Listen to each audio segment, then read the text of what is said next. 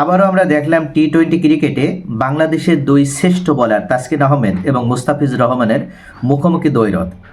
আগেরবার তারা মুখোমুখি দ্বৈরথে মুস্তাফিজুর রহমানে কিন্তু শেষ হাসি হেসেছিল এবং মুস্তাফিজের দল দুবাই ক্যাপিটাল জয়ী হয়েছিল। এবারও সেম একই ঘটনা, দুবাই ক্যাপিটালস আবারও জয়ী হলো।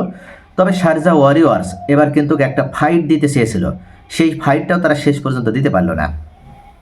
তাসকিন আহমেদ এবং মোস্তাফিজের দিকে সকলের নজর ছিল যে আজকের ম্যাচে এই দুজনের পারফর্ম কেমন হবে।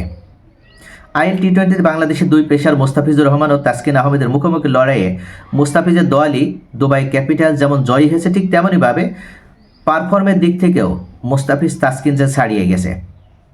তাসকিনের দল শারজা ওয়ারিয়র্স প্রথমে ব্যাট করতে নেমে 134 রানের লক্ষ্য 5 বল হাতে রেখেই 6 উইকেটে টপকে যায় মোস্তাফিজের দুবাই। ফলে তাদের প্লে অফে ওঠার সম্ভাবনাও কিন্তু বেশ শক্ত হয়ে গেল। দুবাই আন্তর্জাতিক স্টেডিয়ামে টসে জিতে আগে ব্যাট করে শারজা এবং তারা 8 উইকেটে 134 রান করতে সক্ষম হয়।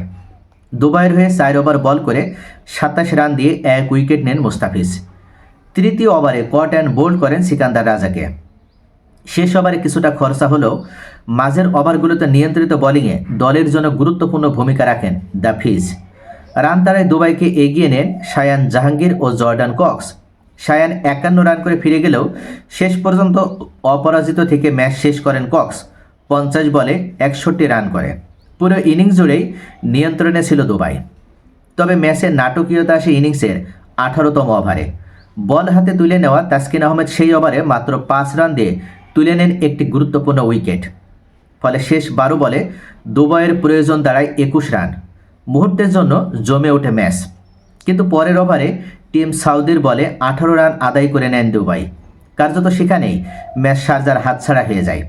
শেষ ওভারে রোবম্যান পাওয়েলের ছক্কায় নিশ্চিত হয় দুবাইয়ের জয়।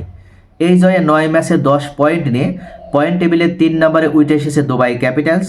অন্যদিকে 9 ম্যাচে 6 হার নিয়ে 6 পয়েন্টে তালিকা 6 নম্বরে অবস্থান করছে শারজা ওয়ারিয়র্স।